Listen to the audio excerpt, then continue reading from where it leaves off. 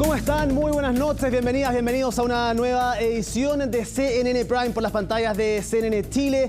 Jueves 23 de noviembre vamos a estar revisando las principales informaciones que han marcado esta jornada en nuestro país y en el mundo. Y para eso pasemos a revisar inmediatamente nuestros titulares. Se lo hemos estado contando durante toda la tarde. Un avión con 60 extranjeros con orden de expulsión no pudo viajar rumbo a Venezuela por falta de permiso.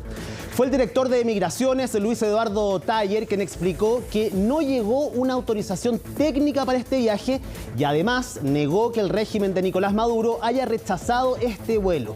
La autoridad anunció que las personas que iban a ser expulsadas serán trasladadas en vuelos comerciales. Y el Ministerio del Interior encabezó un Consejo Nacional contra el Crimen Organizado en el Palacio de la Moneda y tras esta instancia se anunció la creación de un grupo de tarea para enfrentar los secuestros extorsivos, el que estará conformado por el gobierno, las policías, el Ministerio Público y también Gendarmería. La fecha plazo será el mes de diciembre, donde este organismo tendrá que entregar sus propuestas y así fortalecer las capacidades estatales ante este delito. Finalmente, en prisión preventiva quedó el alcalde de Algarrobo, José Luis Yáñez, tras ser formalizado por los delitos de malversación y cohecho. El jefe comunal fue detenido por la Policía de Investigaciones mientras permanecía prófugo de la justicia y luego que su abogado coordinara su entrega en horas de la noche. La investigación en su contra tendrá un plazo de 150 días en los que cumplirá la medida cautelar en el anexo Capitán Llaver.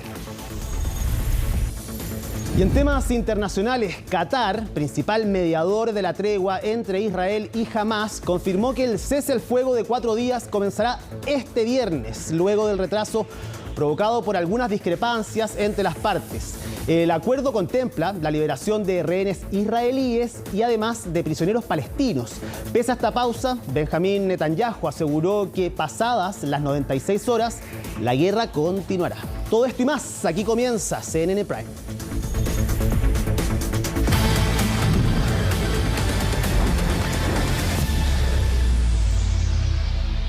Se lo contábamos en titulares, esta jornada finalmente fue formalizado el alcalde o exalcalde, luego de su renuncia, José Luis Yáñez, luego de estar prófugo tras descubrirse desvíos de dinero desde el municipio por más de 1.000 millones de pesos. Belén Saldías nos va a contar todos los detalles de esta jornada. Belén.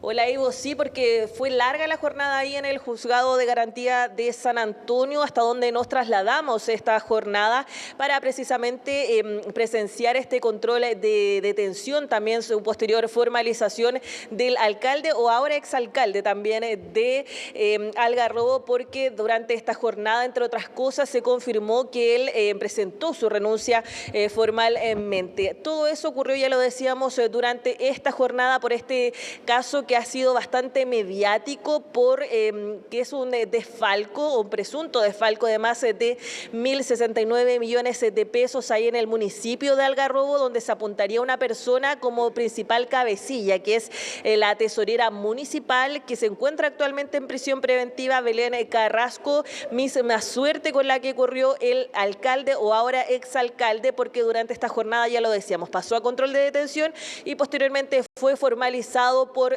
2 delitos, por el delito de malversación de fondos públicos, al igual que Belén Carrasco, y además se le sumó otro delito que es el delito de cohecho. Todo el detalle de esto lo vamos a conocer en algunos minutos en la nota de Daniela González, pero él, ya lo decíamos, llegó hasta estas dependencias, no entregó declaraciones, tampoco lo hizo en la audiencia. Hubo bastante resguardo por parte de los policías, quienes pusieron un perímetro para no poder acercarse hasta el vehículo donde iba a llegar José Luis Yáñez, hasta estas dependencias del Juzgado de Garantía de San Antonio, y finalmente él ingresa sin entregar declaraciones, tampoco lo decíamos, lo hace adentro, él prefiere guardar silencio y todo eso es parte de lo que se ha desarrollado durante esta jornada en torno a este caso que, ya lo decíamos, ha sido bastante mediático porque se habla de desvíos de dineros de más de 1.000 millones de pesos que se habrían transferido a personas que no tenían relación directa con el municipio, pero que sí con el alcalde. Eran familiares del alcalde, dos de ellos, y los otros dos eran también conocidos de Belén Carrasco. Ya lo decíamos, ambos se encuentran en prisión preventiva mientras también se desarrolle todo lo que tiene que ver con la investigación o hasta que también se apele, porque también se puede apelar a esta medida cautelar que se presentó durante esta jornada. Pero todo el detalle, todo lo que ocurrió durante esta jornada, desde que llegó el alcalde o exalcalde ahora José Luis Yáñez ahí hasta las dependencias y hasta que finalmente también sale del juzgado de garantía de San Antonio, lo vamos a conocer en la nota de Daniela González.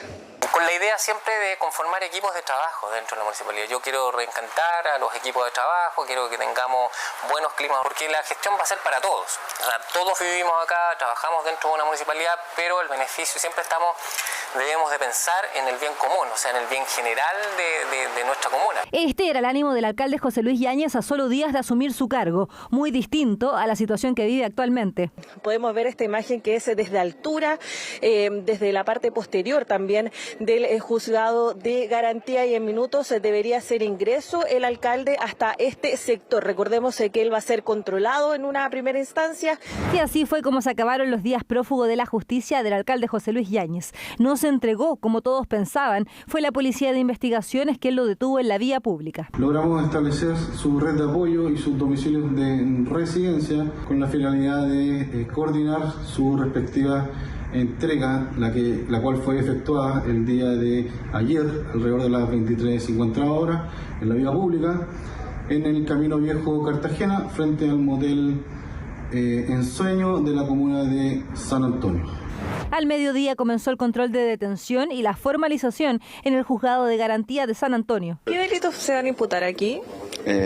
Tal como lo señalé anteriormente, delito de malversación de caudales públicos reiterados y delito de cohecho. José Luis Yáñez Maldonado, en su calidad de alcalde, dispuso una reestructuración al interior del municipio, incorporando a Belén Carrasco Serrano al Departamento de Tesorería para luego asignarle funciones como encargada de esa unidad y facultades de apoderada bancaria. El alcalde José Luis Yáñez habría removido profesionales para que Belén Carrasco ocupase el cargo de tesorera. Allí ella habría realizado más de 70 transferencias de dinero. Todos estos movimientos confirmarían un desfalco de más de 1.000 millones de pesos en el municipio de Algarrobo. Su vínculo de pareja con Belén Carrasco y su vínculo de parentesco con Santiago Fuentes Yáñez y Juan Pablo Maldonado permiten atribuir al alcalde la conducta de haber conocido y consentido los actos de sustracción y desvíos de fondos por 1.069.383.196 pesos. Todos estos hechos habrían ocurrido entre el 24 de marzo del 2022 y el 7 de noviembre del 2023. Además del delito de malversación de fondos públicos, se suma el de cohecho. Todo esto porque la investigación apunta a que Yáñez recibió más de 25 millones de pesos de un empresario particular a cambio de favores municipales para la sociedad Excavaciones Peña Limitada, faltando así a la probidad que exige un alto cargo público. Bien, el imputado, ¿entendió los hechos que expuso la señora fiscal? Sí. Bien, queda formalizada la investigación en su contra por los hechos ya referidos. ¿El plazo de investigación va a ser el mismo que rige para la otra imputada? Sí, señoría. Serán 5 meses de investigación, al igual que el plazo que lleva la causa de Belén Carrasco. Está bastante complicado. Quedó en prisión preventiva, los mismos 2 delitos, más un delito más que sería el cohecho, y queda en la Capitán Llaves en Santiago. Así como su otra representada, él está confeso, abogado, ¿no? No, no ha declarado ni nada. Creo que se hizo justicia. Nosotros tomamos mucho tiempo en hacer esta investigación y hoy día vio la luz. Yo me alegro que el alcalde o exalcalde José Luis Yáñez haya primero tomado un paso al costado y segundo haya quedado en prisión preventiva. Y me alegro porque él dio muestras de no querer colaborar con la investigación, de no querer colaborar con la justicia y aclarar los desfalcos millonarios de nuestro municipio. Desde La Moneda también condenaron tajantemente este escándalo de corrupción. Y lo importante es que está detenido y eso vuelve a demostrar algo que es muy importante en un país, que no importa el cargo que tenga una persona. Si alguien comete un delito, va a ser perseguido, detenido y sancionado. Y aunque en un comienzo se trasladaría el alcalde al anexo de Capitán Llaver, finalmente la justicia determinó la medida de reclusión en el Centro de Detención Preventiva de Casablanca por 150 días mientras dure la investigación. Ahí está, 150 días entonces la investigación, alcanzó a estar 32 horas prófugo José Luis Yáñez, el alcalde de Algarrobo, y estas son las cosas que finalmente terminan mermando la confianza ciudadana de los vecinos, por supuesto, con las figuras tan importantes a nivel regional, a nivel local, como son los alcaldes. Si bien el subsecretario Monsalve decía que acá da lo mismo el cargo de la persona, estas son cosas que evidentemente no pueden pasar. Aquí hay gente que maneja muchísimo dinero, no es la forma, muchas veces esto afecta incluso a comunas que no tienen grandes sumas de dinero en presupuesto para poder utilizarlas en sus territorios. Así que vamos a ver, 150 días de investigación, entonces va a estar preso Belén Saldías. Muchísimas gracias por tu trabajo del día y también por este informe del día de hoy. Le agradecemos también a Daniela González por su nota.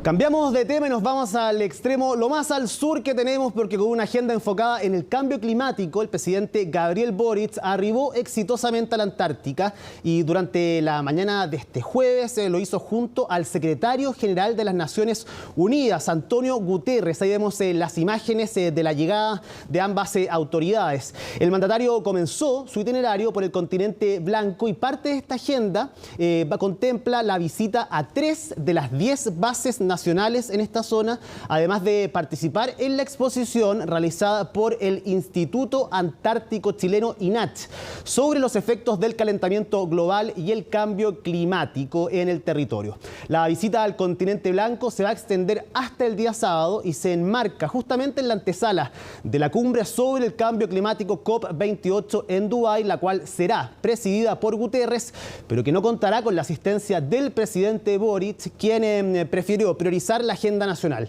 Se espera que en su última jornada en la Antártica ambas autoridades lancen una radiosonda que busca caracterizar la atmósfera a través de la medición de variables meteorológicas. Que el secretario general de la ONU, con el liderazgo que tiene, decida verlo y entrar por Chile. Además que nosotros hemos reivindicado siempre nuestra condición de puerta de entrada a la Antártica. Es para nosotros un orgullo, pero la vez una tremenda responsabilidad. Poder colaborar con este debate en el marco también de la COP, que se va a estar realizando ahora en unos días más. Decenas de personas atacaron el café Palace ubicado en pleno centro de Valdivia luego de acusar al dueño de este local de matar a 2 perros del sector. Dichas acusaciones se viralizaron por redes sociales y fueron confirmadas más tarde por las cámaras de seguridad municipales que registraron precisamente cómo 3 sujetos cargaron inconscientes a los 2 perros callejeros que solían recostarse en su vereda y se los llevaron en el maletero de un automóvil. Los archivos de estas grabaciones datan de la madrugada del pasado 25 de octubre, pero fue la noche de este miércoles donde estallaron las protestas en contra del propietario de este café, cuyo local recibió diversos objetos contundentes a pesar del intento de las fuerzas policiales de Carabineros de frenar esta situación. Desde el municipio condenaron los actos violentos y confirmaron el ingreso de una denuncia a Fiscalía por la desaparición de los canes. El día de ayer realizamos la denuncia y pusimos todo el material a disposición de la Fiscalía. Hoy día, con nuevo material también como antecedentes, los hemos puesto a disposición de la PDI. ¿Qué esperamos de esto? Que se haga una investigación rigurosa y muy rápida, que se le dé certezas a la ciudadanía que las instituciones funcionan y que no hay que tomarse la justicia por las propias manos, sino más bien poner todos los antecedentes exigiendo que las instituciones lo hagan rápido y que de existir y comprobarse responsables ante este maltrato animal, que se aplique todo el peso de la ley. Y otro tema que ha estado en el centro del debate del día de hoy tiene que ver con la ex embajadora de Chile en Reino Unido, Susana Herrera, quien demandó al fisco por 190 millones de pesos tras su salida del cargo en el mes de agosto. Así, la exdiplomática acusa haber sufrido afectaciones a su integridad física y psíquica, además de una vulneración a sus derechos fundamentales. Y en ese sentido, Herrera pidió una compensación equivalente a sus últimas 11 remuneraciones y además disculpas públicas de Cancillería, las cuales deben ser notificadas a la monarquía británica. Recordemos que su salida se produjo tras conocerse una solicitud presentada al gobernador de la región del Biobío, Rodrigo Díaz, para la construcción de un mercado de maderas que requería un financiamiento de 5 millones de dólares. Este trámite fue realizado sin notificación al Ministerio de Relaciones Exteriores, lo que terminó finalmente en la dimisión de su cargo. Desde Cancillería informaron que fueron notificados de esta demanda y que por la naturaleza de la misma trabajarán con el Consejo de Defensa del Estado para presentar los descargos y responder cada uno de los argumentos incluidos en ella. Estamos de vuelta para contarles que la ministra del Interior, Carolina Toá, confirmó el día de hoy la cancelación de un vuelo que tiene como objetivo materializar la expulsión de 60 migrantes a Venezuela. El director nacional de Migraciones, Luis Taller, explicó que este viaje no pudo concretarse debido a la falta de un permiso del Instituto Nacional de Aeronáutica Civil de ese país. Veamos todos los detalles de esta jornada en el informe de Valentina Nieto.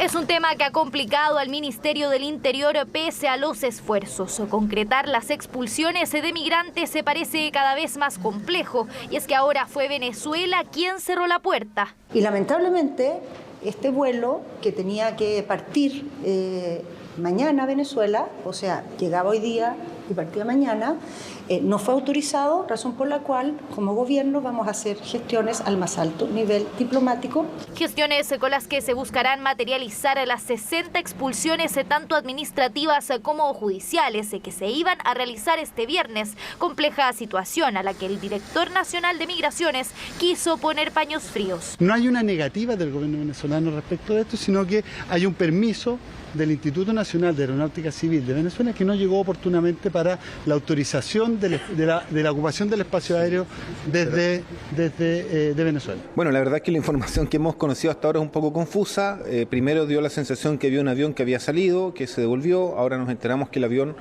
no pudo salir porque al momento de requerir todas las autorizaciones que corresponden, el gobierno venezolano no las entregó. Estamos frente a una situación compleja desde el punto de vista que si transcurren 5 días desde que se determinó o se decretó la expulsión y esa no se ejecuta, podrían ser dejados en libertad. Claro, porque según establece la ley, el plazo máximo para concretar una expulsión son 5 días, algo que dicen desde el gobierno se cumplirá a toda costa, ya que contratarán vuelos o comerciales para llevar a los migrantes hasta su país de origen. A esta altura, la salida del director de Migraciones, Luis Eduardo Taller, debería ser inminente. Una persona que no tiene la capacidad ni la convicción para ejecutar de manera eficiente estas expulsiones no tiene nada que hacer en el gobierno. Pero esto es incompetencia o desidia en su grado máximo. Incompetencia porque ni las propias autoridades se ponen de acuerdo de cuál es la responsabilidad del embajador, de las personas que están a cargo de la expulsión. Recordemos que Chile llevaba 4 años sin embajador. El actual embajador, que escuchaba a algunos parlamentarios de la derecha pidiendo casi que la renuncia o citándolo, etcétera, lleva pocos meses en el cargo y el gobierno está retomando unas relaciones bilaterales para abordar un tema complejo como es la migración. Problema complejo que presiona cada vez más al Ministerio del Interior. ¿En serio? Bueno, vamos para allá. Pese a que la cartera ha buscado marcar una ruta en materia migratoria, los reveses no han sido pocos. El Senado ratificó este jueves la indicación que presentó RN en el presupuesto 2024, la cual impide que los recursos del Servicio Nacional de Migración se utilicen para regularizar migrantes en situación irregular. La decisión eventualmente de regularizar no la toma el director del Servicio Nacional de Migraciones, la toma el subsecretario del Interior. Hay un análisis jurídico que hacer. La ley de presupuesto no ha terminado su trámite, queda el tercer trámite, queda la comisión mixta. Alternativas que tiene el gobierno para revertir lo aprobado en el Congreso. Tampoco se descarta acudir al Tribunal Constitucional. Lo cierto es que aseguran los recursos para llevar a cabo este proceso los contempla la Política Nacional de Migraciones y no la ley de presupuesto. No veo por qué alguien crea que con esos recursos de alguien que entró irregularmente, hay que, en vez de la expulsión, es regularizarlo. Si no, imagínense la señal que se daría respecto de cualquier eventual inmigrante irregular. Quiero decirle que varios de los atletas que que han participado por Chile en los últimos Juegos Panamericanos no habrían podido hacerlo, no habrían podido regularizarse para representar al país, por ejemplo. O sea, hay casos en los cuales esto es necesario y hay que flexibilizar. Pero ¿cuáles son los casos en los que se puede realizar este trámite? Los expertos explican, se trata de situaciones muy específicas, como por ejemplo migrantes con relaciones laborales o con vínculos familiares en Chile. Aquí no estamos hablando de regularizar a integrantes de bandas del crimen organizado, sino que son casos muy acotados, reconocidos por el derecho internacional, reconocidos por el derecho internacional de migraciones, y por lo tanto Chile, como suscribe esos tratados internacionales, no puede hacer caso omiso de aquello. Política migratoria que continúa complicando al Ejecutivo. Afianzar los lazos con Venezuela parece ser el objetivo más urgente, con miras a evitar la cancelación de nuevos vuelos de expulsiones. Y este día jueves el gobierno adelantó la realización del Consejo Nacional contra el Crimen Organizado, que originalmente debía reunirse en el mes de diciembre, y todo esto como respuesta al aumento de delitos violentos y hechos delictivos registrados en el último tiempo en nuestro país. Este encuentro se desarrolló en el Palacio de la Moneda y contó con la participación de Carabineros, la Policía de Investigaciones, el Ministerio Público, Gendarmería, el Servicio Nacional de Aduanas, entre otros. Son 17 las instituciones que componen este Consejo Nacional contra el Crimen Organizado. Y en esta reunión se buscó principalmente adoptar nuevas medidas ante los graves crímenes que han ocurrido en el último tiempo, y junto con analizar los avances se trabajó en nuevas iniciativas para enfrentar la violencia. El objetivo es entregar en diciembre una propuesta para fortalecer la capacidad del Estado ante los delitos de secuestro extorsivos.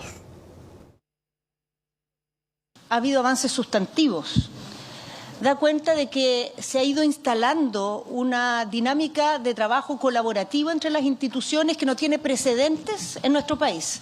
Sin embargo, aquí no hay ningún espacio para la complacencia, porque todo ese avance choca con la realidad de que hay delitos dramáticos que afectan a compatriotas, a personas que viven en nuestro país, hechos de sangre que además se desarrollan a través de prácticas extremadamente repugnantes que en Chile no habíamos conocido y a las que no nos queremos acostumbrar. Trabajando juntos podemos tener muchos avances, pero en ese mismo balance necesitamos apurar el tranco, necesitamos profundizar, necesitamos fortalecer el trabajo que estamos haciendo.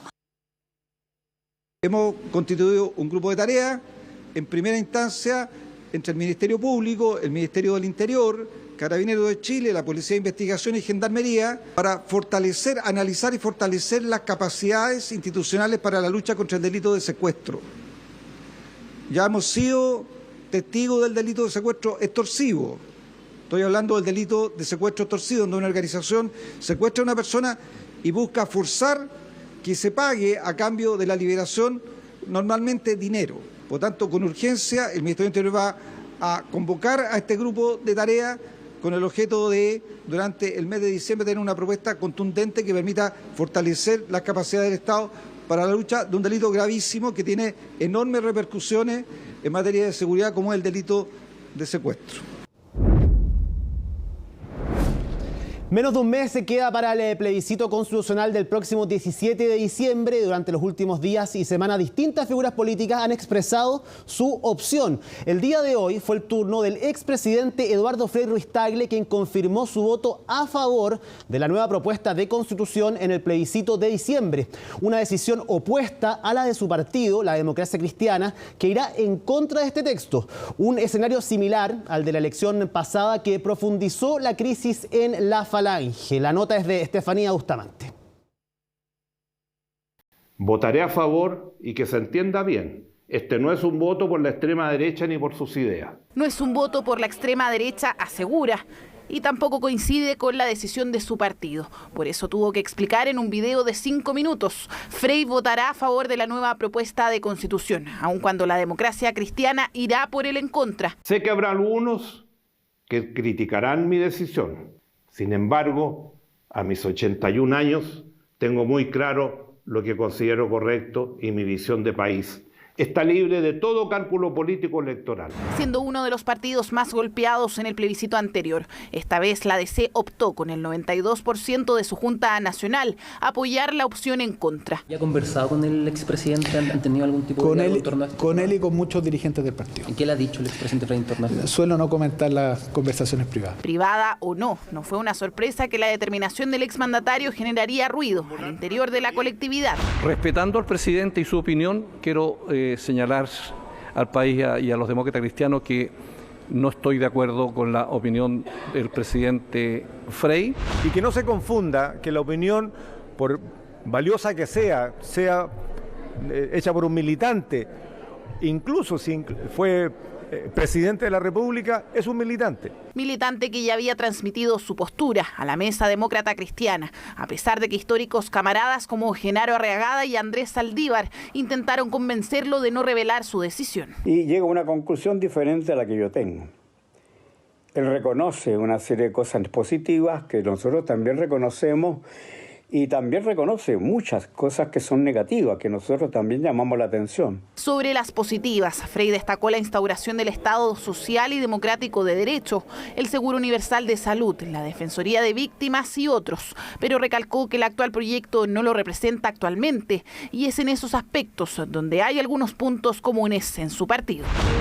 ¿Es tiempo de cerrar este proceso? Este proceso ha durado demasiado tiempo. No estoy de acuerdo que el futuro de Chile lo defina un sector pequeño. De la imposición de una mayoría circunstancial. Para nosotros, los aspectos negativos del texto, reconocidos por el expresidente Frei en su declaración, fueron motivos suficientes para estar en contra. Pero esos motivos tampoco fueron suficientes en el plebiscito anterior, cuando el expresidente se inclinó por el rechazo pese a que el ADC iba por la opción contraria, decisión que terminó en una denuncia ante el Tribunal Supremo y la expulsión de históricos militantes demócrata cristianos. No piensa en los intereses personales, sino que en cómo terminar con esta incerteza, inseguridad, delincuencia, y falta de capacidad de avanzar. Está a favor de Chile, está a favor que este proceso se termine, está a favor de una nueva constitución. Agradecemos naturalmente las palabras del presidente Eduardo Frei, su coherencia, su claridad, así como lo fue en el proceso anterior, con esa misma valentía.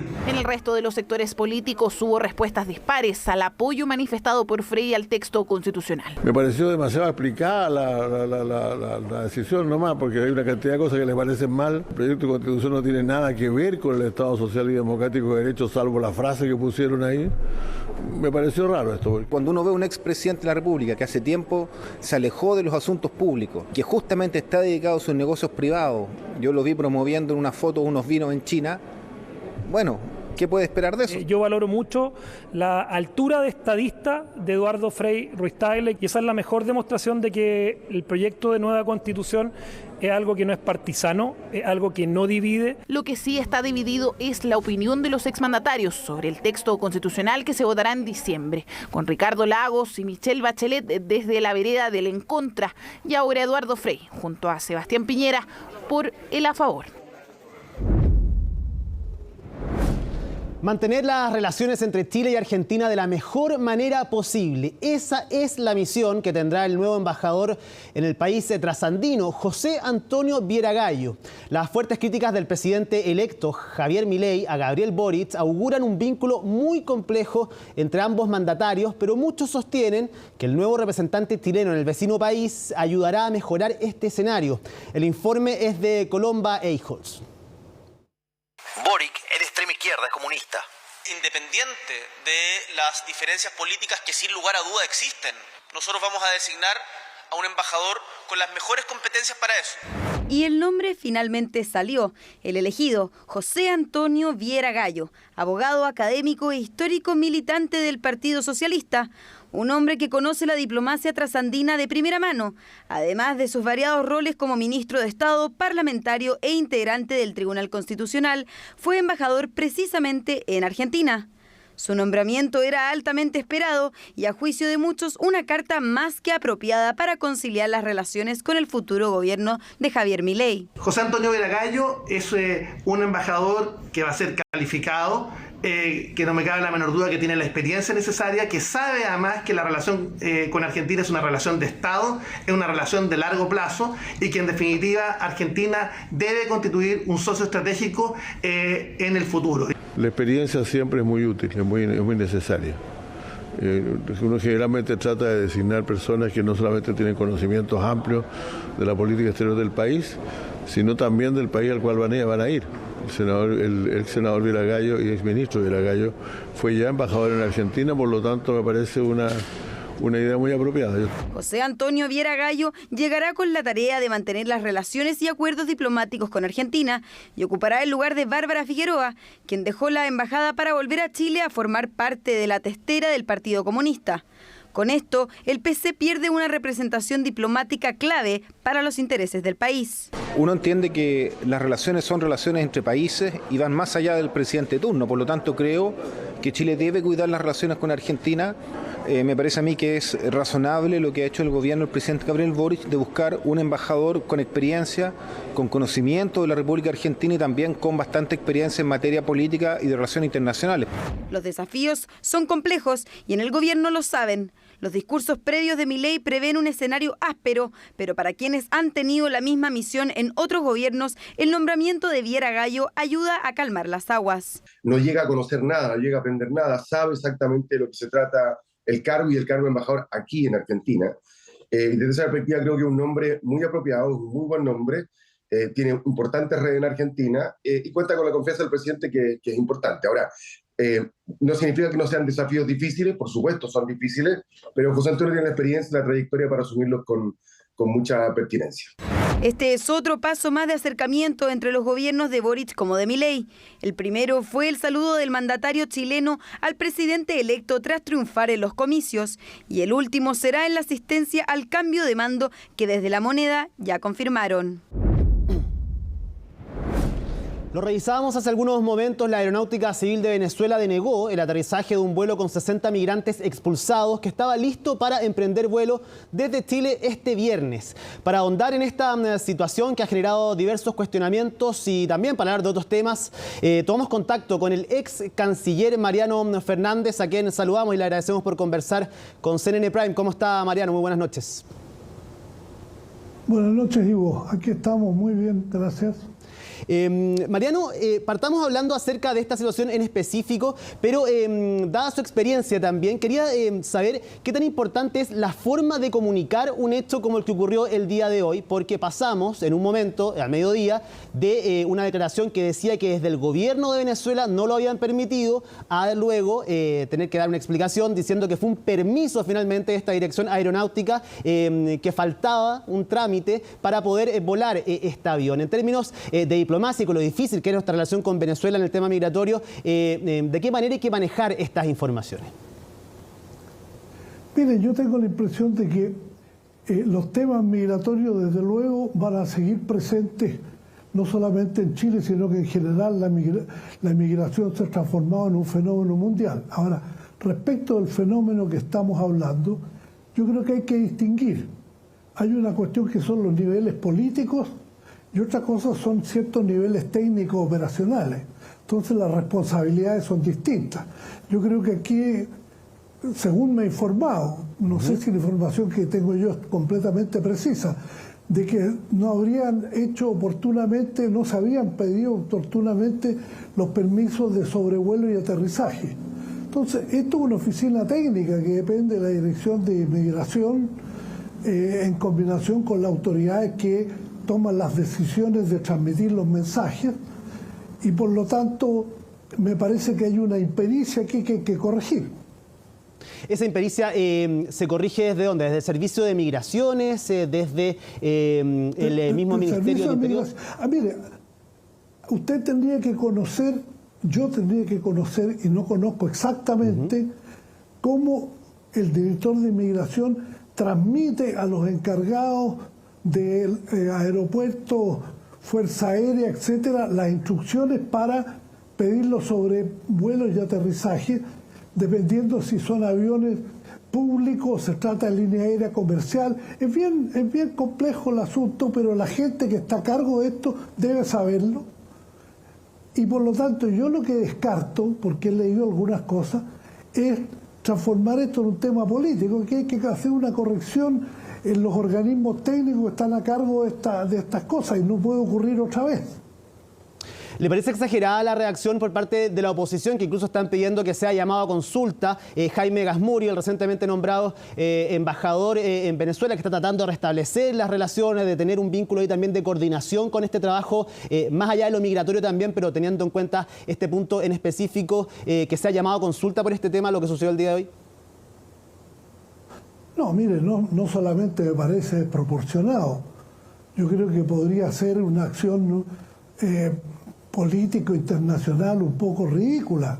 Aquí yo lo que veo, no tengo ningún inconveniente en que cuando la política comete errores se haga una crítica severa a la política, sobre todo si es política internacional, política exterior, que tiene siempre efectos sobre la imagen de Chile. Pero en este momento, por los antecedentes que yo dispongo, no dispongo de otros, aquí había un error en las instancias técnicas y ahí hay que tomar las medidas. Es difícil, lo hemos hablado últimamente, usted también ha sido muy crítico en un momento de cuando se desborda finalmente este tema para nosotros hace algunos años con fuerza, el tema migratorio. Faltan muchas políticas a nivel legislativo, a nivel administrativo también. ¿Para usted se está llevando de buena forma la política migratoria en nuestro país, dado el contexto, dado lo difícil que es, por supuesto, poder manejarlo una vez que esto se desborda? Mire, yo tengo la impresión de que el gobierno está tratando de hacer lo mejor que puede, con un tema que no solamente está acuciando la vía chilena, esto está ocurriendo en todas partes. Acabo de leer que en el corredor, lo que se llama el tapón de Darién, de Colombia a Panamá, ayer estaban 25.000 personas caminando, buscando destinos hacia distintos lugares. También sé, por amigos que me informan desde Cúcuta, que la salida de venezolanos que están en malas condiciones de vida en Venezuela, ya ni siquiera por persecución política directa, sigue creciendo fuertemente, y por Cúcuta buscando nuevos destinos, y uno de los destinos es Chile, y ya tenemos todo lo que se sabe de lo que ocurre en la frontera norte con los inmigrantes que están llegando de distintas partes. De esa manera que yo, más que el gobierno, que me imagino que está haciendo lo posible con los resultados relativos que tiene, creo que es el momento de volver a tomar una decisión de consenso nacional para rápidamente reformar lo que sea reformable en materia legal, en materia administrativa, en materia financiera, y poder disponer de los recursos humanos para poder canalizar la inmigración y saber distinguir a aquellos inmigrantes que llegan y que están haciendo una contribución en Chile. Yo creo que la gente que está viendo televisión sabe que en muchos sectores de salud, de cuestiones técnicas, etcétera, hay una contribución importante a los inmigrantes que han llegado. Entonces, poder separar este grupo de gente que le va a hacer un bien al país de aquellos que son bandas criminales, mafias, maras, como se dice en El Salvador, y poder abordar con mucha fuerza este asunto. Yo creo que estamos en el momento en que deberíamos, el gobierno tomar la iniciativa, o incluso los partidos políticos, para buscar un consenso de tal manera que las medidas se produzcan rápido y nos permitan abordar de manera eficiente este tema. ¿Y desde dónde se aborda esto, Mariano? Dado su experiencia, se lo pregunto, cambiando aquí, ¿dónde están las principales trabas históricas en este tema? Porque llevamos muchos años conversando, se ven ciertos avances, a veces retrocesos, pero como que no se logra dar el clavo finalmente como para hacerlo más expedito o regular finalmente estos procesos.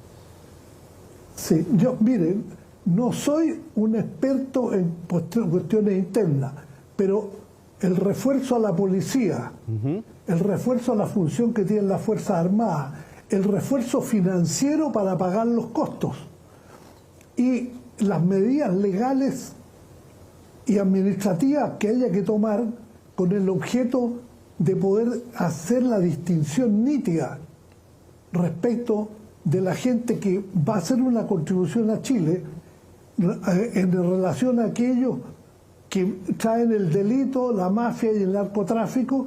Bueno, esa es digamos, ese es el marco. La solución precisa en el detalle, yo no estoy en condiciones de darla, pero como vecino, como chileno, yo creo que hay muchas cosas que requieren de un acuerdo nacional para seguir avanzando de manera firme y con un apoyo general respecto del gobierno y también corrigiendo los errores que se han cometido. Incluso hay errores antiguos. Esta mañana yo y el diputado Winter colocar los videos del presidente Piñera, de la ministra Pérez, invitando a los venezolanos. Entonces son cosas que se pierden en el tiempo, pero que todavía pueden estar muy presentes entre la gente que se viene. Entonces, todo esto hay que corregirlo. Y este es un buen momento, y creo que el incidente que se ha producido con la salida de los venezolanos, con la negativa al aterrizaje por razones técnicas, esperemos que sean razones técnicas. Si estas razones empiezan a no ser técnicas, entonces sí el embajador Gasmuri va a tener un trabajo que realizar allá mismo en el terreno. Mariano, lo cambio de tema. ¿Qué le parece el nombre de José Antonio Viragallo como el designado por el presidente Boric como embajador en Argentina? ¿Es acertada la decisión del presidente en este caso? Usted va a pensar que estoy convertido en propagandista. Espléndida la decisión. José Antonio Viragallo tiene las condiciones políticas, económicas, culturales e internacionales para representar de la mejor manera a Chile en Argentina. Y yo tengo la impresión de que ya las cosas se están acercando, porque una cosa son los candidatos en terreno, como le ocurría al propio presidente Boric, cuando decía una cosa estar en la Alameda protestando y otra cosa estar sentado en la Moneda gobernando. Le está ocurriendo ya al presidente Milei, que según yo he leído, estaba muy agradecido por el llamado que el presidente Boric le hizo, y sé que en la Cancillería Argentina está muy agradecido de que el presidente Boric ya haya confirmado que va a participar en la ceremonia de transmisión del mando en Buenos Aires. Y José Antonio Viragallo tiene una característica que es muy importante, que yo la deseo para todos los embajadores. Vengan del servicio exterior, del empresariado, de la academia o de la política. Y es que los representantes chilenos tienen que liderar en los países en que están representados. No ser simplemente funcionarios que cumplen instrucciones, y tienen que liderar bien de acuerdo con las políticas del gobierno y la flexibilidad y las condiciones que se dan en los países. Y sobre eso yo no tengo ninguna duda. Viragallo ha sido una gran decisión del gobierno y me parece que el país entero está de acuerdo. Podríamos proyectar, Mariano, que van a haber tensiones políticas, tensiones ideológicas entre ambos gobiernos. Es natural, ambos son muy distintos, lo han reconocido Milei, lo ha reconocido el presidente Boric también. Pero ¿qué representa la figura de Javier Milei en este momento para nuestro continente, para la región? ¿Y cómo podemos proyectar eso también en la relación con nuestro país? Mire, a ver, que el presidente argentino viene de una derecha muy extrema es efectivo. Chile y Argentina siempre se discute si es la segunda o la tercera frontera más larga del mundo. Estamos obligados a tener las mejores relaciones posibles, pero no solamente estamos obligados, nos conviene tener las mejores relaciones posibles. Nosotros deberíamos seguir con bastante dinamismo ese proceso de integración con Argentina, que ha tenido unos hitos significativos después del grave periodo en que casi estuvimos al borde de la guerra del 78. Se firmó un tratado de paz, lo firmó un presidente democrático de Argentina, Alfonsín, en 1984, con un dictador, Pinochet. Eso señala que los demócratas argentinos, a pesar de todo, estaban interesados en buenas relaciones. Hemos firmado otro tratado muy significativo el año 2009, que se llamó el Tratado Maipú, que justamente no trata comercio y economía, que ya se ha hecho mucho, sino que impulsa la cooperación en muchos sectores y la facilitación transfronteriza, etcétera, porque Chile y Argentina, independientemente de la integración latinoamericana, deberíamos apuntar a un proceso de integración que nos permita que en los 3 millones de kilómetros cuadrados que vivimos, 2 millones y algo los argentinos, 700.000 nosotros, más los 60 millones de habitantes que hay ahí, nos convirtamos en un referente internacional de mayor envergadura. Eso le conviene a Argentina y sin duda le conviene a Chile. Sin abandonar los otros vecinos, sin abandonar el proceso de integración latinoamericana. Pero deberíamos privilegiar. Digamos, por lo tanto, independientemente de lo que el presidente Milei piense, e independientemente de lo que el gobierno chileno tiene en mente, yo creo que el nombramiento de Viera-Gallo, acuérdense que Argentina tiene como embajador aquí a don Rafael Bielsa, que es un ex canciller también, así que estamos a alto nivel. Entonces, independientemente de todo, el esfuerzo tiene que seguir adelante. Y tiene que seguir adelante en muchos terrenos. En la lucha por el medio ambiente, en la lucha por la descontaminación en general, por las aperturas al Pacífico y al Atlántico que tienen nuevas rutas. En fin, hay muchas cosas que hacer. Mariano, le hago la última pregunta.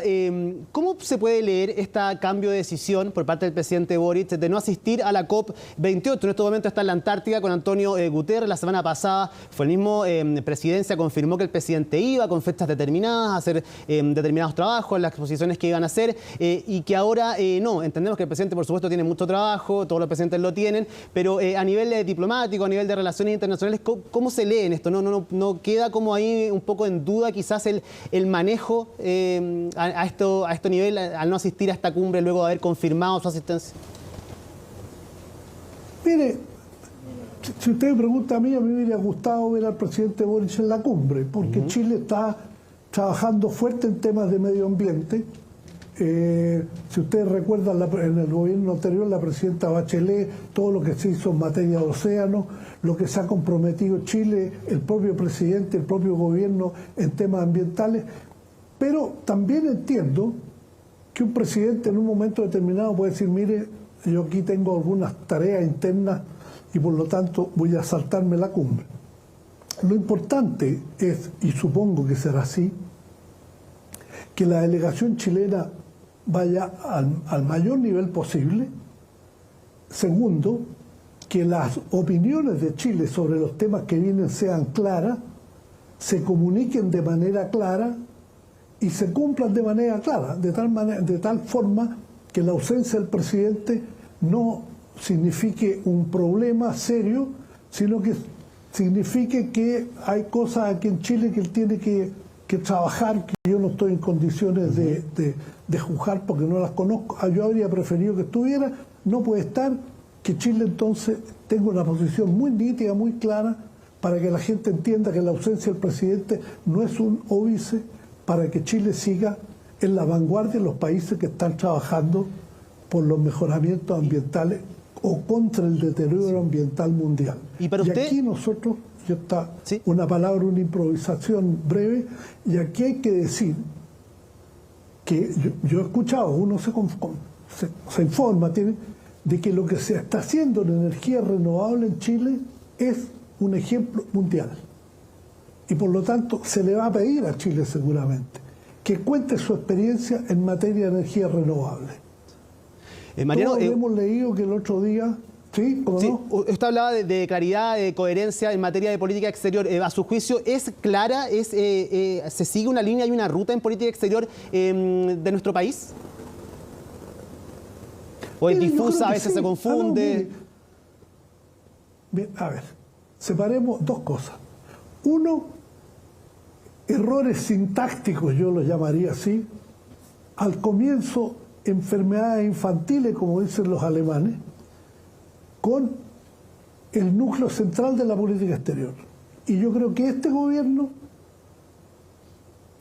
yo no estoy en el gobierno, no tengo nada que ver con el gobierno, pero creo que este gobierno ha seguido la ruta general de los gobiernos chilenos practicando una política de Estado, y que esta política de Estado se ha expresado en los distintos sectores que conforman la política exterior.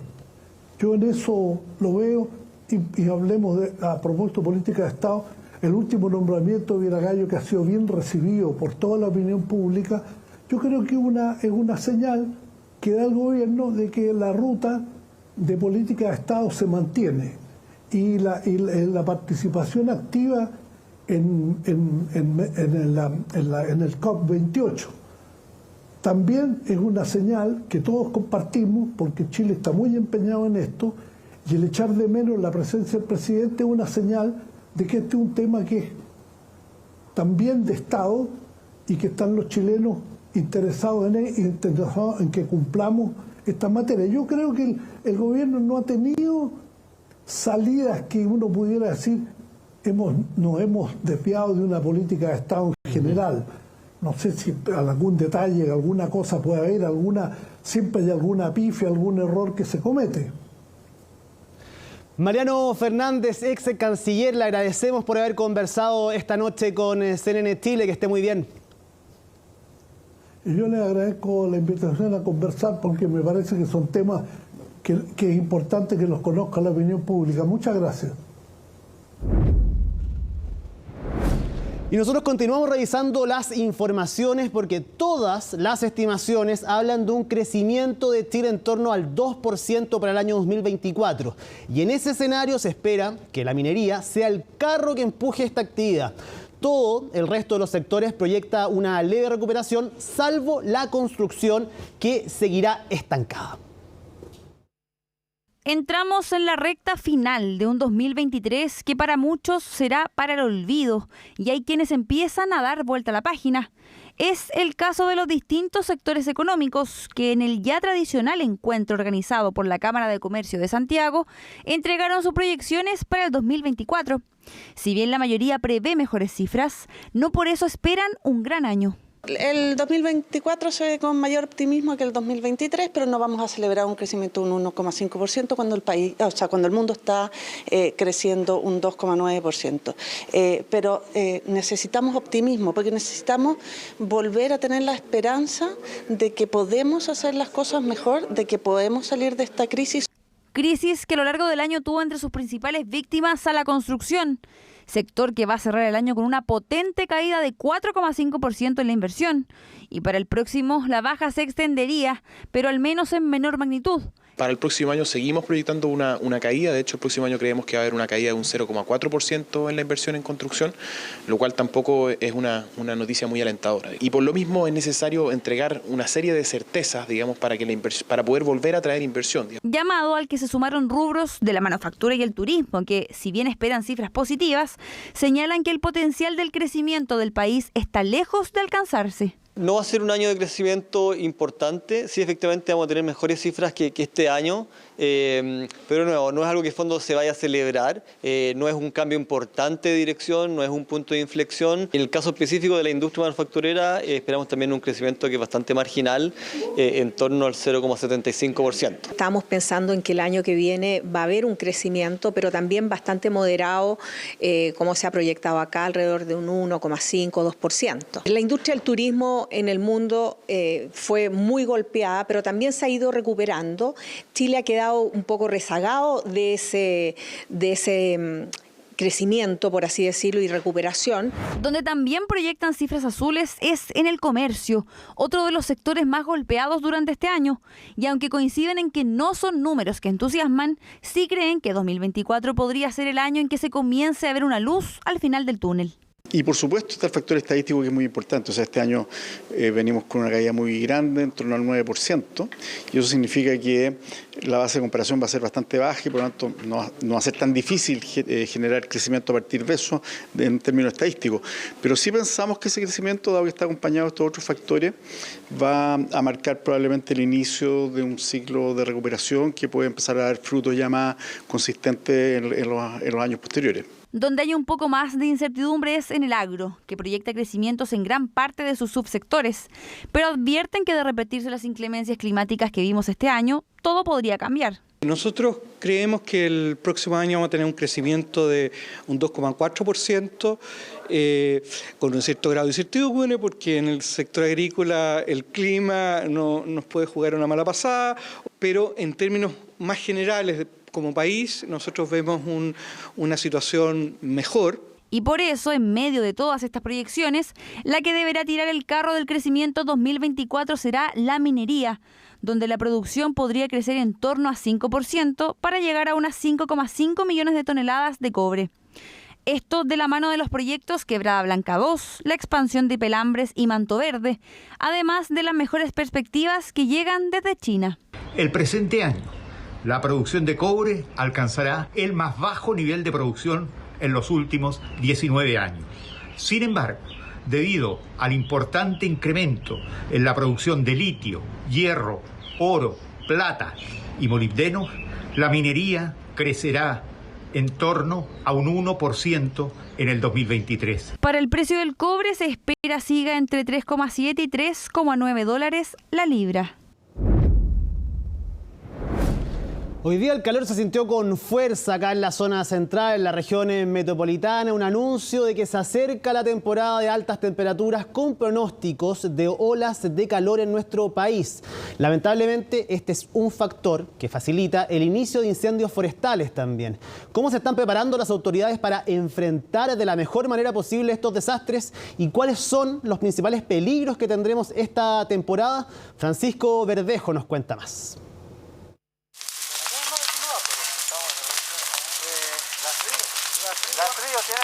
Imágenes que no queremos repetir, tragedias que no queremos revivir.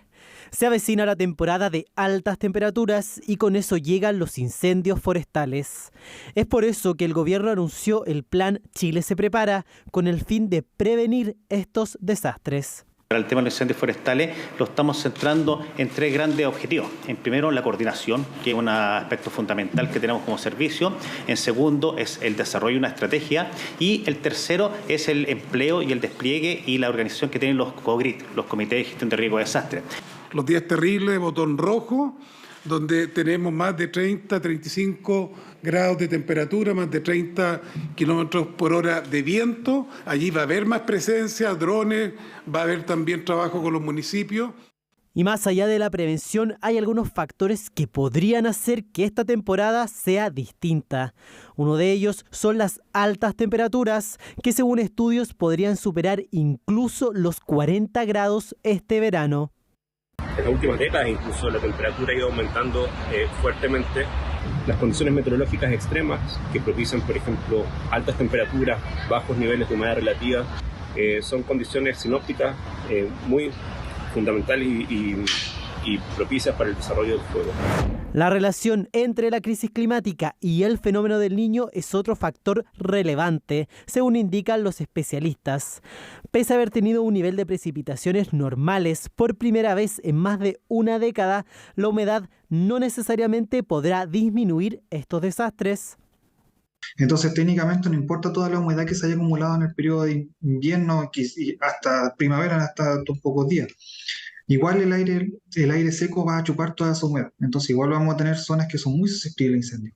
Otra consecuencia de las lluvias es el aumento de la vegetación, que podría ser otro factor detonante de incendios forestales. O sea, el fenómeno del Niño y este cambio de lluvia a calor hizo que durante la primavera se generara mucha vegetación. Y lamentablemente vamos a tener que todo ese pasto, toda esa vegetación que creció en primavera se va a secar.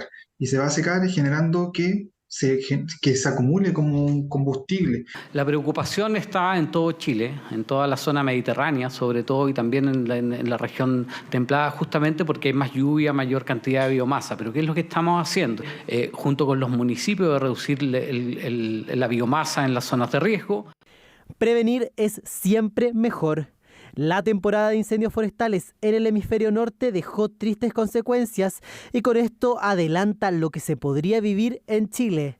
Además, cabe recordar que los incendios forestales en nuestro país son, en su mayoría, provocados por la acción humana.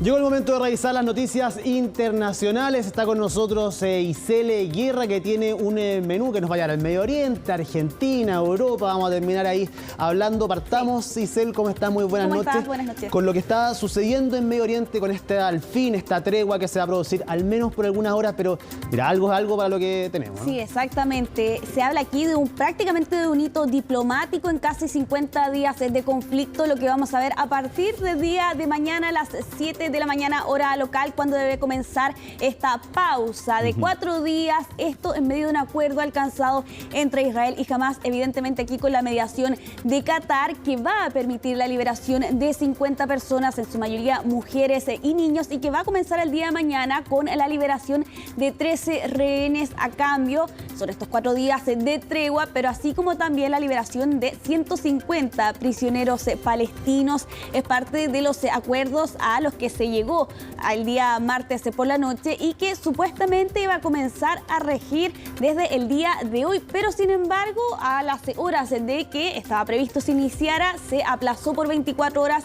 Va a ser el día de mañana a las 7 de la mañana que va a comenzar esta tregua, y va a ser a las 4 de la tarde hora local cuando va a comenzar la liberación de un primer grupo. 13 personas son mujeres y niños, parte de los detalles que se conocían durante esta jornada por parte de Qatar. No es 1-1 finalmente esta negociación, un prisionero por un rehén, básicamente. Exactamente. Aquí se ha hecho un punto, al menos así lo ha señalado desde Qatar, la posibilidad de extender justamente esta tregua más allá de los 4 días, a cambio, nuevamente allí, una propuesta que es la liberación de 10 rehenes. Eso podría significar un día adicional o 24 horas de tregua, pero al menos hasta ahora lo que está sobre la mesa y lo que ha sido aprobado finalmente es justamente los detalles que yo les mencionaba anteriormente. La liberación de 50 rehenes capturados por Hamás y por la Yihad Islámica ese 7 de octubre a cambio de estos 4 días, así como también de la liberación de estas 150 prisioneros palestinos que están en las cárceles de Israel. Los detalles los vamos a revisar en el siguiente informe que preparó Moira Castillo. Esta mañana nos sentimos muy decepcionados al enterarnos de que se había pospuesto. La angustia de los familiares de los rehenes capturados por Hamás crece con cada hora que pasa. Y es que este jueves comenzaría la liberación de un grupo de rehenes tras el acuerdo alcanzado por Israel y Hamás bajo la mediación de Qatar. Sin embargo, esa incertidumbre se mantendrá hasta este viernes a las 4 de la tarde, cuando sean liberadas 13 mujeres y niños. Este dramático registro del secuestro de Noa Argamani dio la vuelta al mundo ese 7 de octubre. 7 semanas después, su familia ruega porque el nombre de la joven de 25 años sea una de las 50 personas que deberían ser liberadas durante esos 4 días de tregua. Este es el orden que debe ser. Primero que nada los niños, y con la ayuda de Dios ya le llegará el turno a Noa y la veremos aquí y todo estará bien, con la ayuda de Dios. La inteligencia israelí aseguró ya tener en su poder la lista del primer grupo de liberados. Qatar informaba durante esta tarde que entre quienes regresarán a sus casas están incluidos los miembros de un mismo grupo familiar.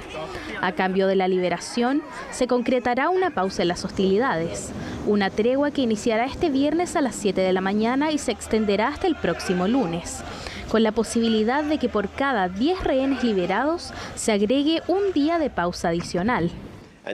La primera tanda de los civiles que están secuestrados en Gaza se liberará alrededor de las 4 p.m. del mismo día y serán 13 entre mujeres y niños que serán pasados juntos si provienen de la misma familia. Ambas partes serían las responsables de que el inicio del acuerdo se retrasara en 24 horas. De todas formas, de concretarse, sería el mayor hito diplomático en los casi 50 días de conflicto. Y también marcaría un punto importante en la desescalada, una que deja más de 16.000 muertes solo en el enclave. Sin embargo, en Israel son tajantes. El acuerdo, la tregua y la liberación no significa que el conflicto vaya a llegar a su fin prontamente. Esperamos sacar a nuestros rehenes. No está exento de desafíos, pero tenemos que hacerlo. Esperamos sacar este primer tramo y luego nos comprometeremos a sacar a todos. Pero continuaremos con nuestros objetivos de guerra.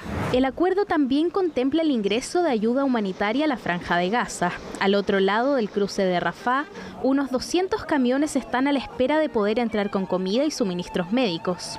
El acuerdo también incluye la liberación de prisioneros palestinos. Se sabe que será un grupo de 150 personas, en su mayoría adolescentes varones, aunque Israel no ha proporcionado el listado de nombres. No dormí hasta las 2 de la madrugada esperando noticias sobre el acuerdo de intercambio y duermo sin esperanzas. En el enclave no solo piden la liberación de los prisioneros palestinos, sino que especialmente un alto al fuego permanente que les permita recomponer sus hogares. Cuando hablan de una tregua nos alegramos, sentimos alegría, decimos que se acabó. Tendremos una tregua de 4 días, nos hace felices, pero se vuelve devastador cuando oímos hablar de ataques aéreos. No queremos esto, queremos una tregua para toda la vida. ¿De qué tregua estás hablando con estas masacres que están ocurriendo? ¿A esto le llamas tregua? Estas son masacres. Antes y después de la tregua, Israel cometió genocidios. Dios es nuestro suficiente y el mejor representante, que juzgue a los árabes antes que a los israelíes. Los analistas son cautos ante lo que podríamos ver este viernes, y es que insisten en que nada está dicho hasta que ambas partes consigan lo pactado. Mientras, las familias de los rehenes esperan poder ver pronto a sus padres, madres, abuelos y nietos. Bueno, Diego, aquí podríamos ver un punto de desescalada en las próximas horas en un acuerdo que está contemplado, ¿no? Que se va a extender por los próximos 4 días. Y todo esto lo estábamos hablando detrás de cámara de las presiones que ha enfrentado el primer ministro de Israel, Benjamín Netanyahu, por parte de los propios familiares de los rehenes. Estaban acusando a Netanyahu que no estaba haciendo lo suficiente para poder obtener la liberación de este grupo de 240 personas.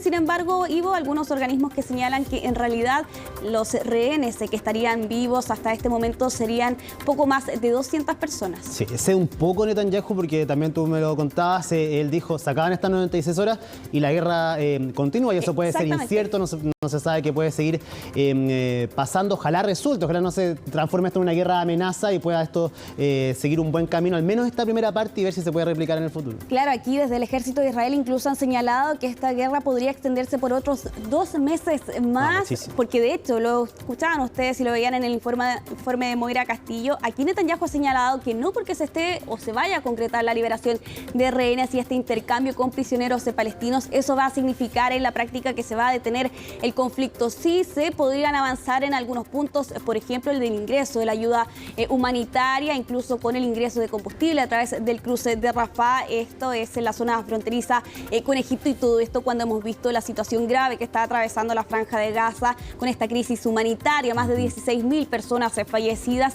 y de ellos más de 5.000 son menores de edad dentro de las muertes que se reportan justamente en el enclave. Vamos a quedar pendientes, Ivo, de cómo se va a desarrollar esta jornada el día de mañana, clave sin duda en el desarrollo de lo que podríamos ver en los próximos días o incluso en las próximas semanas de esta guerra.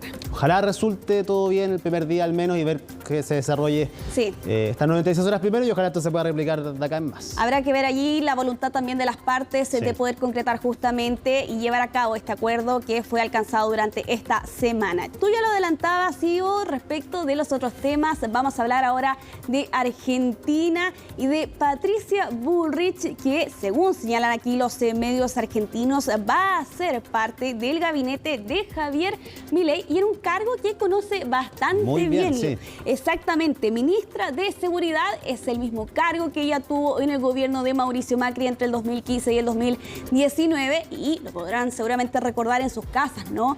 Las declaraciones cruzadas que existieron antes de que finalmente Patricia Bullrich le entregara su respaldo explícito 2 días después de esa derrota en las elecciones generales y también con varias imágenes que quedan en estas semanas. Por ejemplo, la presencia de Patricia Bullrich también en el cierre de campaña en Córdoba por parte de Javier Milei y ese día, el domingo pasado, ¿no? Con la victoria que obtuvo con más del 55% de los votos, estaba justamente en el búnker de Javier Milei, Patricia Bullrich y Mauricio Macri, el expresidente de Argentina. Pues bien, los medios trasandinos señalan que justamente Patricia Bullrich va a asumir esta cartera que ya había tomado hace algunos años atrás. De hecho, si mal no recuerdo, el día siguiente de la primera vuelta, donde queda finalmente Massa y Milei, es el mismo Javier Milei quien dice que ella podría ser una gran ministra de Seguridad, ya dando cuenta, por supuesto, de los apoyos. Ya había trascendido en Argentina, había comenzado a trascender la idea de que posiblemente ella fuera parte del gabinete, de que el macrismo estuviese representado con Patricia Bullrich en el gobierno de Javier Milei, así que era algo que se suponía podía pasar. Sí, de hecho la semana pasada en la extensa cobertura que tuvimos aquí en CNN Chile, Mónica Rincón entrevistó a Patricia Bullrich en exclusiva, le preguntó respecto de la posibilidad de ser ministra y en esa oportunidad ella señaló que era algo que no se había hablado, al menos hasta ese momento el pasado día jueves, pero sin embargo en esta entrevista exclusiva que le da Mónica Rincón, Patricia Bullrich se refiere a la eventualidad de que Javier Milei pueda eventualmente, no, hasta ese día, por ejemplo, ser el presidente argentino en lo que podría enfrentar. Y en esas declaraciones, en esa extensa entrevista, Patricia Bullrich señalaba que los opositores le podían hacer la vida imposible e incluso adoptaba y daba propuestas a su juicio de lo que podía hacer, cómo enfrentar justamente a esa oposición que se podía ver en las calles. Sí, necesita experiencia también en su gabinete, Javier Milei. No puede llegar toda la gente nueva solamente sin saber nada de cómo se trabaja ahí en el aparato estatal. Exactamente, sí, y ahí ya hemos visto algunos nombres que suenan en diferentes ministerios. Uno de ellos, por ejemplo, el de Economía con Luis Caputo, que ha sonado bastante fuerte en las últimas horas, una de las figuras del gobierno de Mauricio Macri. Pero te invito, Ivo, a que pasemos a recordar, revisitar esas declaraciones que entregó Patricia Bullrich en esta entrevista exclusiva a Mónica Rincón la semana pasada, donde justamente daba cuenta de lo que podría enfrentar eventualmente Javier Milei, ahora ya convertido en el presidente electo de Argentina. ¿Prevé usted que va a ser difícil un gobierno Javier Milei? La Argentina hace muchos años que tiene una gran contradicción. Y esta contradicción es que cada vez que gobierna alguien distinto al peronismo o al kirchnerismo, le ponen palos en la rueda, le impiden gobernar, le hacen paros, le sacan los piqueteros a la calle. Entonces, es una práctica muy permanente del peronismo y en este caso de Massa. ¿Y la consecuencia cuál tiene que ser? Bueno, la consecuencia tiene que ser cambios en el Código Penal, que tenga consecuencias, cambios en sanciones a conducta.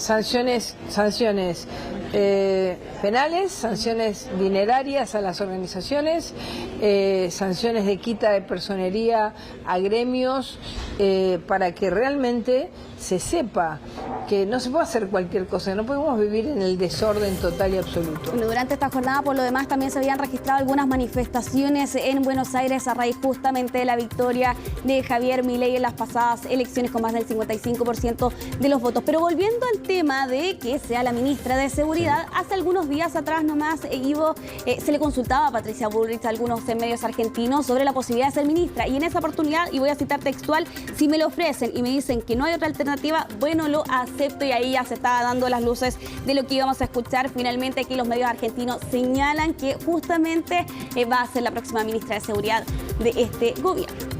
Así es. Vamos a ver cómo se conforma el resto del gabinete, porque ya es distinto el Javier Milei candidato con el presidente electo. Vamos a ver si también cambia siendo ya presidente en ejercicio. Vamos a finalizar esta revisión internacional en Italia. Atención, si es que están pensando o quienes nos ven en sus casas con viajar a Italia más bien el próximo año, porque la ciudad de Venecia le va a comenzar a cobrar a los turistas una entrada por justamente visitar la ciudad antigua. Lo han calificado aquí las autoridades como un peaje turístico, convirtiendo a esta ciudad en la primera en adoptar una medida de este tipo. Es a partir del 25 de abril del próximo año cuando se va a comenzar a cobrar por ingresar justamente a esta zona. 5 euros en total, eso es aproximadamente unos 4.700 pesos chilenos, y con varias consideraciones que hay que tener en cuenta. La primera es que se va a aplicar por aproximadamente 29 días al año. Eso no quiere decir que todo el año no van a tener que pagar los turistas diarios, por lo demás, quienes van por el día. Exactamente, quienes van por el día a Venecia van a tener que pagar estos 5 euros en una franja horaria entre las 8 de la mañana y las 4 de la tarde, que son los horarios donde visitan la mayor cantidad de turistas, y en concreto van a ser los turistas mayores de 14 años. ¿Quiénes van a estar exentos? Pues bien, evidentemente quienes viven, trabajan, estudian en esta ciudad, pero también quienes tienen reservas de hotel. Ellos no van a tener que pagar este peaje turístico, como lo han calificado aquí las autoridades italianas, con la que buscan hacer frente a la gran cantidad de personas que llegan cada año. 30 millones de turistas visitan Venecia anualmente, y para hacer frente también a esas situaciones que aquí las autoridades han determinado adoptar este peaje turístico a partir de abril del 2024. Sí, se va deteriorando la ciudad. De hecho, hay muchas críticas por la cantidad de gente que llega. Sí. La ciudad ya no es la misma de Venecia hace algunos años. Se han visto cómo se ha ido deteriorando esta ciudad, y por eso finalmente quizás este dinero se puede ocupar en eso. Claro. Eso por un lado. Por otro lado, los chilenos que tengan la suerte de ir, yo creo que no van a tener ningún inconveniente, Isel, porque nosotros estamos acostumbrados a pagar por todo acá. Así que peaje, TAC, así que no creo que sea un chileno que vaya, que tenga la suerte, chileno, no creo que le importe mucho. Hay quienes, ojo, que también quienes no paguen este peaje o este cobre en la entrada van a tener que enfrentar sanciones o multas de entre 50 a 300 euros. Así que aquí las autoridades han hecho evidentemente la recomendación de que es mejor pagar estos 5 euros que enfrentarse también a estas sanciones, una de las tantas medidas que está adoptando aquí la ciudad italiana para hacer frente a la gran cantidad de turistas que llegan cada año. Isel Guerra, muchísimas gracias por este reporte de las noticias internacionales. Y junto a Isel nos vamos a una pausa acá en CNN Prime. A la vuelta, las noticias deportivas. Han caído nuevas medallas, Isel, en los Juegos Panamericanos para nuestro país. Vamos a estar revisando esto. Una historia chilena que continúa cruzando fronteras y formatos. La plataforma de streaming ViX estrenó Pacto de Sangre, pero en la versión mexicana de la telenovela chilena del mismo nombre. Uno de sus protagonistas, Alejandro Nones, estuvo en nuestro país y conversó con CNN Magazine. Y los detalles los vamos a revisar en la nota que preparó Emilio Sen.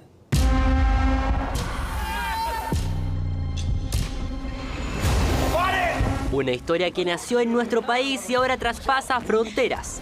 El servicio de streaming ViX estrenó Pacto de Sangre, remake mexicano de la telenovela chilena del mismo nombre, que esta vez se toma la pantalla en formato de serie. Sus vidas se van a ir a la chingada. Nada, Pacto de Sangre es este proyecto que uno como actor desea, sueña y quiere tener, y de repente tenerlo ya en mis manos, verlo. Es un proyecto con una calidad enorme. Últimamente andan como raros. Sus maridos siempre han sido raros. El guión original de Pablo Ávila y Felipe Montero sigue el camino de 4 amigos marcados por la tragedia. Una muerte que deciden callar y ocultar cueste lo que cueste, pero que a su vez revela otros secretos tanto o más oscuros.